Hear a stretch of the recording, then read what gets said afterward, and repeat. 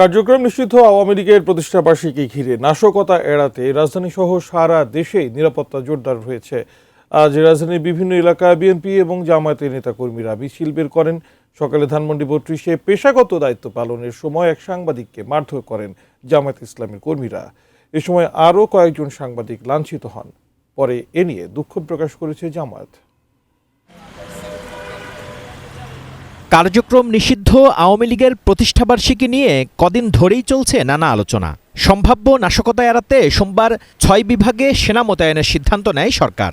রাজধানী ঢাকায় নেওয়া হয়েছে নিশ্ছিদ্র নিরাপত্তা ব্যবস্থা। শুধু ঢাকাতেই মোতায়েন করা হয়েছে ১৮,০০০-এর বেশি পুলিশ সদস্য।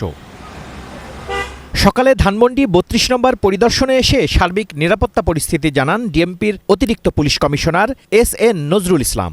কোনো ধরনের যেন নাশকতা বা অপ্রীতিকর ঘটনা না ঘটে, এই কারণে পুলিশ সর্বোচ্চ সতর্কতা অবস্থায় আছে। এখন পর্যন্ত কোনো অপ্রীতিকর ঘটনার কোথাও সংবাদ পাওয়া যায়নি। রাজধানীতে কার্যক্রম নিষিদ্ধ আওয়ামী লীগের কোনো কার্যক্রম দেখা যায়নি। তবে ধানমন্ডি ৩২ এলাকায় বিক্ষোভ মিছিল করে জামায়াত ইসলামের ধানমন্ডি শাখা।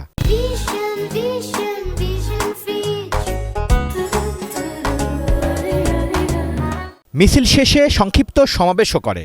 এ সময় কথা কাটাকাটির এক পর্যায়ে দৈনিক সকালের মাল্টিমিডিয়া রিপোর্টার মাহফুজুর রহমান শিশিরের উপর হামলা করেন জামায়াতের নেতাকর্মীরা। তাকে রক্ষা করতে গিয়ে আরও কয়েকজন সাংবাদিক মারধরের শিকার হন।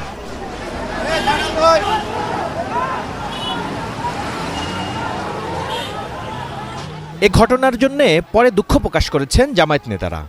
এই ঘটনার সাথে আমাদের যারা সম্পৃক্ত ইতিমধ্যেই সাংগঠনিকভাবে আমরা তাদেরকে চিহ্নিত করার চেষ্টা করছি এবং পরে তাদের ব্যাপারে সিদ্ধান্ত নেওয়ার ব্যাপারে সংগঠন এই ব্যাপারে দৃঢ় প্রতিজ্ঞ এবং আমরা খুব কম সময়ের মধ্যে এসে এই বিষয়ে আমরা পদক্ষেপ নেব। Shekhar Azad, ATN news, Dhaka.